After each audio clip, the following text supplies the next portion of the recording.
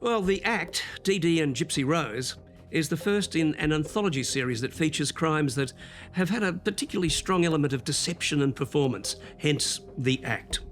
It comes from journalists Michelle Dean and Nick Antosca, creator of the horror anthology series Channel Zero, and is the story of a daughter, Gypsy Rose, played by Joey King, stricken with cancer, muscular dystrophy and a host of other diseases, but still smiling every chance she's got. Her mother, Dee Dee, a brilliant Patricia Arquette, is devoted to giving her daughter everything she's ever wanted. They were the picture of inspiration and hope. But then Dee Dee turns up dead, violently stabbed in her own home, and her sickly daughter is nowhere to be found. The community is in shock. What if Gypsy Rose had been kidnapped by the murderer? The reality was even worse.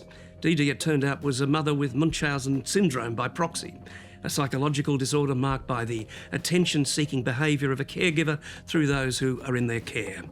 And Gypsy was a daughter driven to kill in order to escape the abuse, the world fooled by the pair's deception until it was too late. She's allergic. Sugar, a sip maybe, but a whole Coke, she could go into shock. Oh my God, I'm so sorry. Oh, I have an EpiPen. How much did she have? Oh, she didn't have any. We've already gone to the ER 6 times this year. And as fun as that is, I'd hate to make it 7 before the end of summer.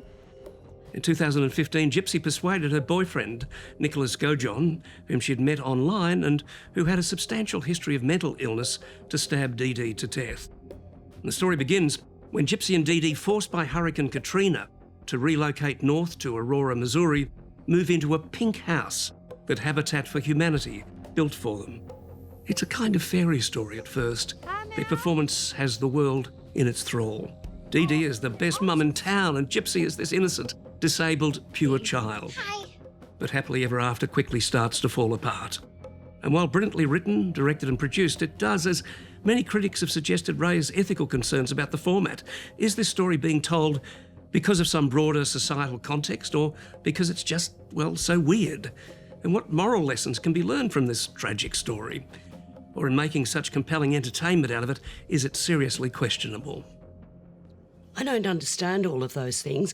All I know is that I went very grey around the gills when she pulverised a pizza to feed her daughter through the stomach tube. Oh, my God. That was pretty macabre, wasn't it?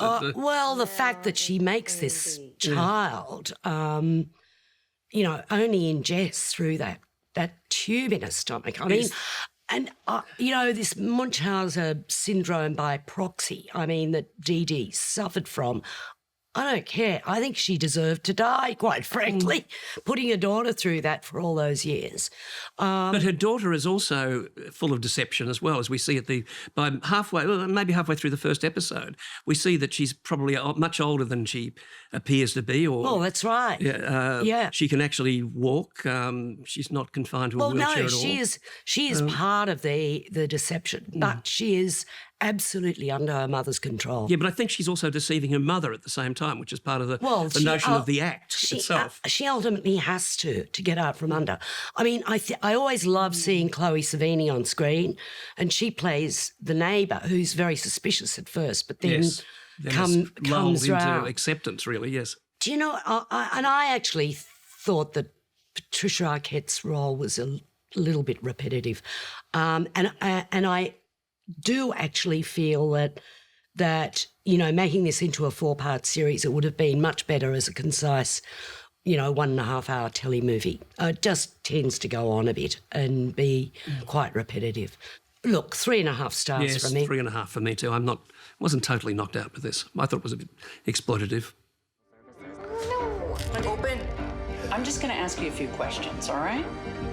Can you read? How old are you? Oh, she's 15, born in 1995. I thought you said I was born in 1993.